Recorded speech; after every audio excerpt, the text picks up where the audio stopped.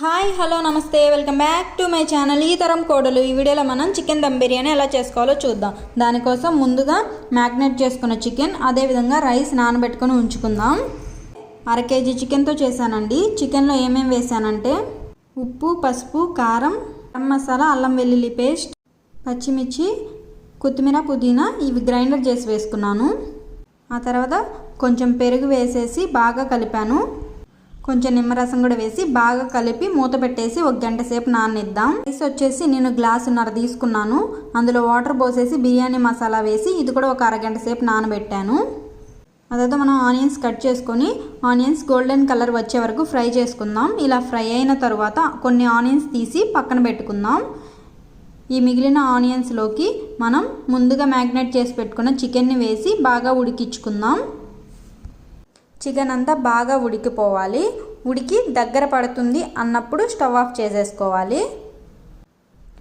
మనం చికెన్లో వాటర్ ఏమీ వేయాల్సిన అవసరం లేదు. పెరుగు వేసి కలిపి పెట్టుకుంటాం కదా, అది ప్లస్ అందులో నుంచే వాటర్ ఊరి చికెన్ అంతా ఉడికిపోతుంది. ఆ తర్వాత రైస్ ఉడికించుకుందాం. రైస్ 90% ఉడికిన తర్వాత వాటర్ సపరేట్ చేసుకుందాం. చికెన్ కూడా ఒక 90% ఉడికిపోయిన తర్వాత కొంచెం గ్రేవీ లాగా ఉండాలి. ఆ తర్వాత స్టవ్ ఆన్ చేసుకొని వేరొక కొంచెం పెద్ద గిన్నె పెట్టేసుకొని అందులో కొంచెం నెయ్యి, కొంచెం ఆయిల్ వేసేసుకొని బిర్యానీ మసాలా అంతా వేసుకొని ఫ్రై అయిన తర్వాత ఇప్పుడు మనం ముందుగా ఉడికించి పెట్టుకున్న చికెన్ని వేసి సమానంగా పరిచి దానిపైన మనం 90% కుక్ అయిన రైస్ని సమానంగా పరుద్దాం.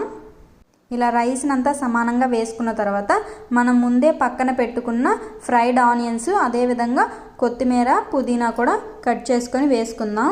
దానిపైన మళ్ళీ కొంచెం రైస్ వేసుకొని పైన కొంచెం గరం మసాలా, అదేవిధంగా కొంచెం నెయ్యి వేసుకొని మూత పెట్టేసి మూత మీద ఏదన్నా కొంచెం బరువైన బాక్స్ పెట్టేసుకొని ఒక 10 నుంచి 15 నిమిషాలు మగ్గనిద్దాం.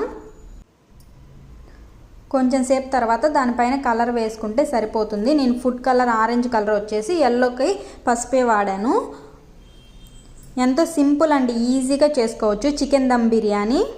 టేస్ట్ అయితే చాలా బాగుంది. ఒకసారి మీరు కూడా ట్రై చేయండి.